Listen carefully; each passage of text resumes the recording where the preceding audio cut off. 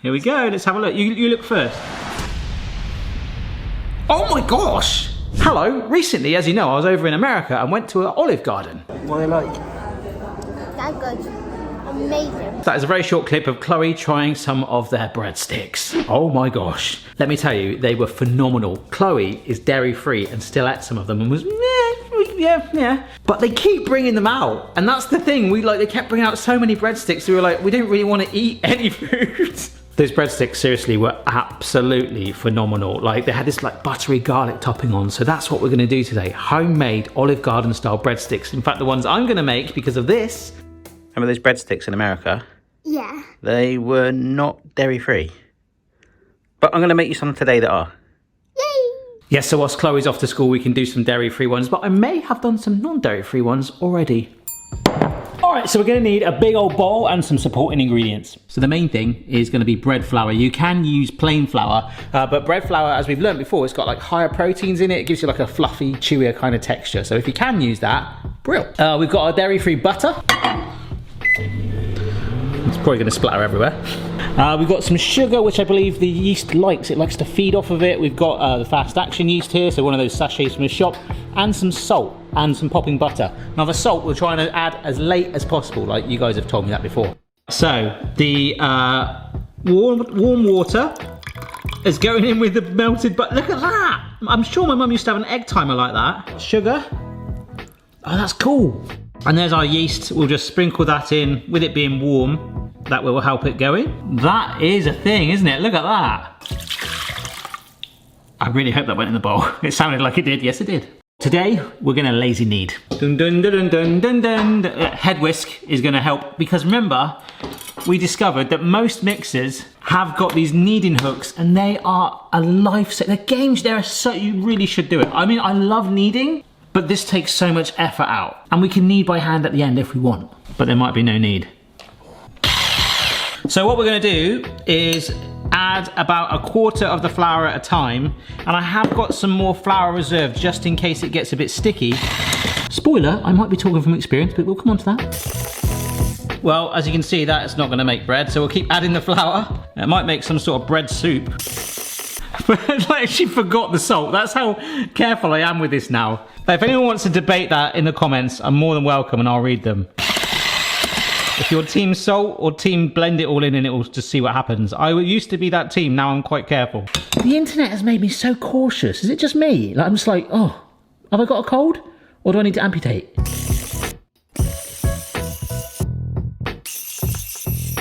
I couldn't help it, but I wanted to get my hands in there to make sure it's not too sticky, not too dry. It's kind of like tacky, but I can really see that elasticity, okay? I'm really happy with that. And it's also just really fun. And I don't know if it's just me, it's just a personal thing maybe, but whenever I try and prove dough in a metal bowl, it seems to rise better. Watch it fail now. Anyhow, we're gonna spray this all over, give it some help, give it some little bit of non-friction slidiness. It's like a slip and slide for your dough. Place that in there. Cover it with a damp cloth or some cling film. Like so, and place in a warm place. Gonna leave it for about 90 minutes. I'm gonna put it here by our boiler, which is really nice and warm. And randomly, this is an avocado plant that we've been experimenting growing. I've not done a video on it.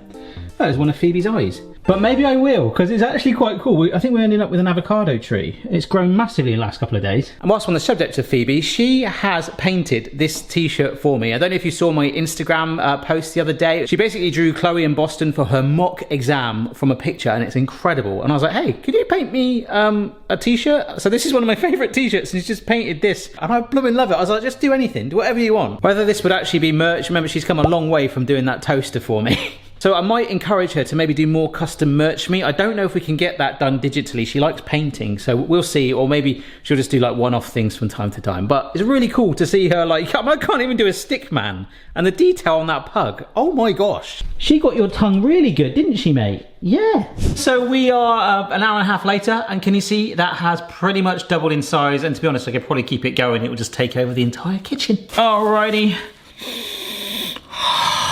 Love that smell. So we're gonna roll these out, and you could make them as big as you want, to be honest. I mean, they are like gigantic breadsticks effectively, but if you wanted to, I know I'll get this. Barry, can you do a giant breadstick? Be like, yeah, I'll just dump that down.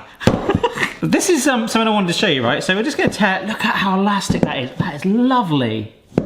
But it's tacky, so we want to get some of that flour down. And I'm just rolling it. I'm really not putting any effort in. And this is where I move my camera now and get flour all over my my lens is completely caked. It's amazing. But what you might notice, this board, I mean, it's the same as using my work surface, it's very smooth, okay? There's hardly any friction on it. And it's doing the job, but the surface on like this chopping board, it's got a bit more friction on it. So that's not gonna move anyway with that cloth there. And it's not like a game changer, but it just grips the board slightly so that you can actually press down a bit more aggressively. And as you can see, get it to roll out more.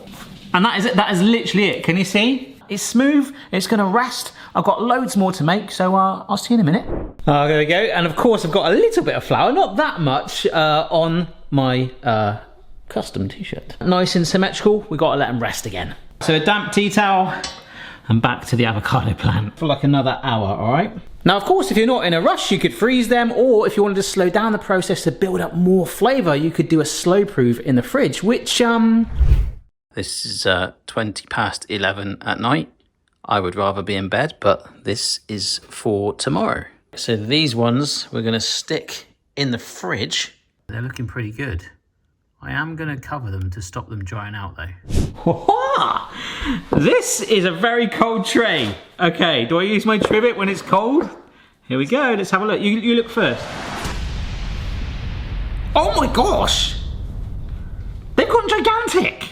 Wow, cold slow proof. And these were made with standard butter, so these are not dairy free. And we can get these going now. So we'll see them in about 15 minutes. Some of those have gone a little bit like crinkly, so it'll be interesting to see what happens when it bakes. We've got to try and get them so they're nice and golden brown. And as they're warm, we slather, which is a word I do not say enough. We slather the melted butter, salt and garlic on top. So let's get that ready at least. Salt and garlic powder. Dollop of butter. Just gonna melt that up. This is gonna act as the glue, and the butter will then grip the salt and garlic mixture. Sorry, I have got to move the camera as I was talking and I was like drooling as it's warm. Oh my gosh. Oh baby. Oh yes. Look at that golden colour. Oh my gosh. Lightly golden. There's one here. It's a little bit like scaggy, this one. You see that? I don't know, it looks more like a eclair. But I'm over the moon with it. Even that one. But now folks, the piece de resistance. Here we go. Is that gonna... Oh, look at that. It's sort of glossing it. Oh, you beautiful thing.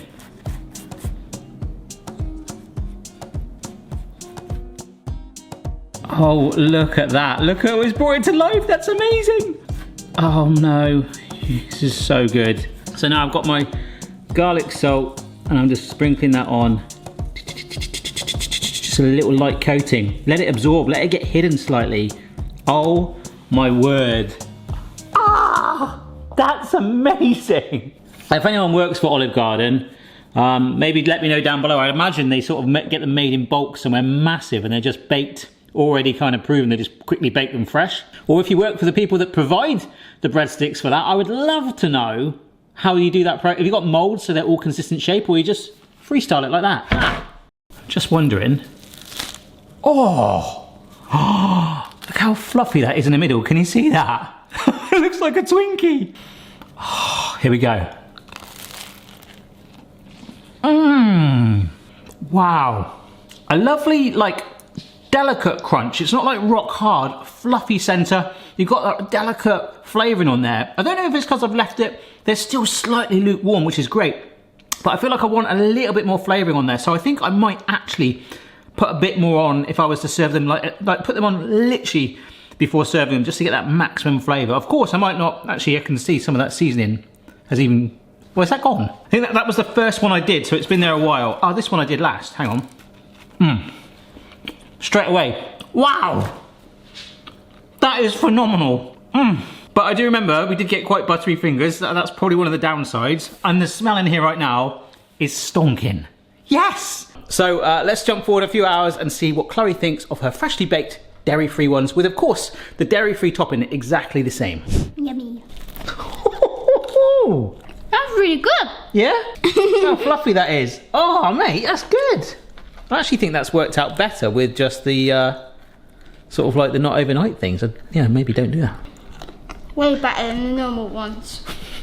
Right, I've lost her now. Anyhow, thanks to the name on the screen that support me on Patreon with access to our private Discord if you fancy joining them. Thank you for watching, and if there's any cool recipe clones you'd like to see next, do let me know down below, and we'll leave you with Chloe.